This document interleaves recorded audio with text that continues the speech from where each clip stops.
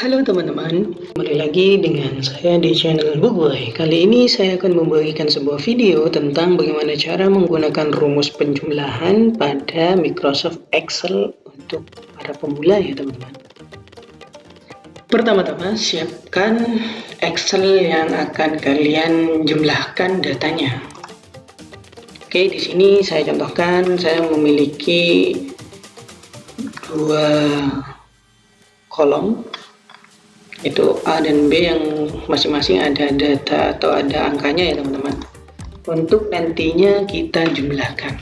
Nah, untuk penggunaan rumus penjumlahan dalam Microsoft Excel itu cukup gampang ya teman-teman. Di sini saya sudah siapkan 4 rumus yang paling gampang untuk melakukan penjumlahan bagi teman-teman pemula ya teman-teman, atau teman-teman yang baru belajar Excel. Kita langsung kepada rumus yang pertama ya teman-teman. Jadi di sini ada rumus sama dengan B plus C4. Nah, di sini rumus B plus C4 artinya adalah ini adalah di kolom B ya teman-teman, di sel 4. Jadi di sel B nomor 4 ditambah C4 itu berarti kolom C baris keempat ya teman-teman. Nah, itu kita tambahkan.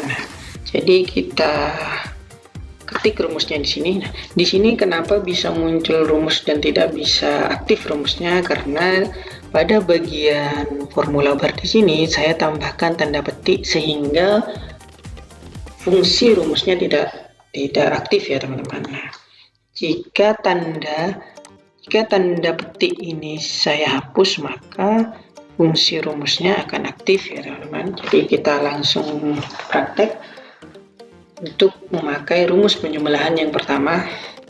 Ini kita ketik sama dengan, kemudian kita klik kolom B baris keempat yaitu B4, kemudian kita ketik tambah, kemudian kita klik sel yang ingin kita tambahkan. Contohnya di sini C4, kita klik C4, kemudian kita klik enter ya teman-teman. Nah, maka hasilnya akan muncul di sini. Jadi ini adalah hasil penjumlahan dari sel B4 dengan C4 ya teman-teman, sehingga nilainya 45. Jadi kalau ini kita hitung memang 10 tambah 35 hasilnya 45 ya teman-teman. Kemudian rumus kedua sama dengan sum kurung buka ya teman-teman. Kita pakai kurung buka dulu, kemudian B4.2 C4. Nah, itu contohnya begini ya teman-teman.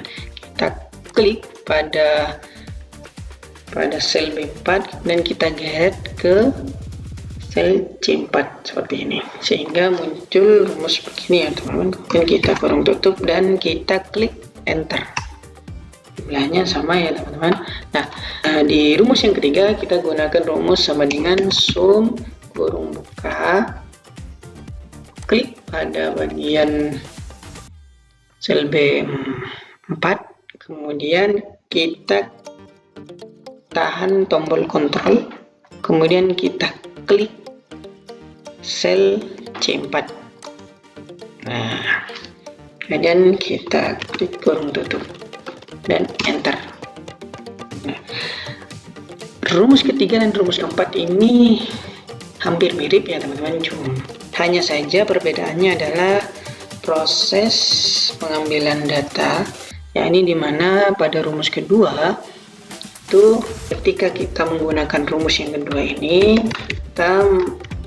kita menggunakan cara drag ya teman-teman, sehingga kita ini menandai dua sel yang berbeda atau lebih, sehingga muncul di rumusnya adalah sama dengan sum sel yang kita tuju titik 2 dan sel terakhir yang kita tuju. Sedangkan di rumus yang ketiga penggunaannya adalah sama dengan sum. Nah, di rumus yang ketiga ini kita hanya memilih sel yang ingin kita jumlahkan. Misal di sini kita klik B5, kemudian kita tekan atau tahan tombol kontrol, kita klik C5 sehingga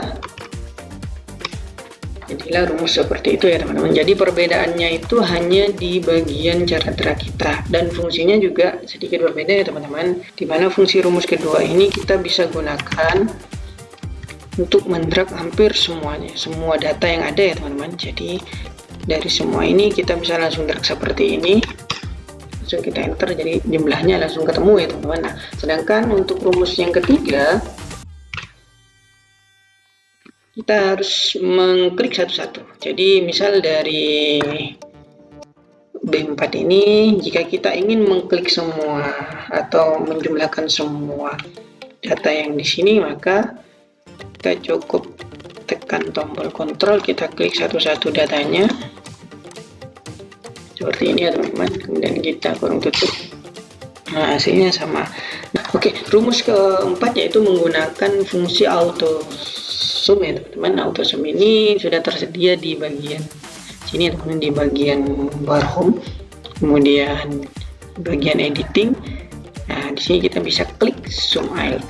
Nah, kita langsung pilih datanya. Ini sebenarnya untuk yang ini mirip dengan rumus kedua ya, bisa langsung seperti ini, atau juga bisa kita pilih seperti ini ya teman-teman.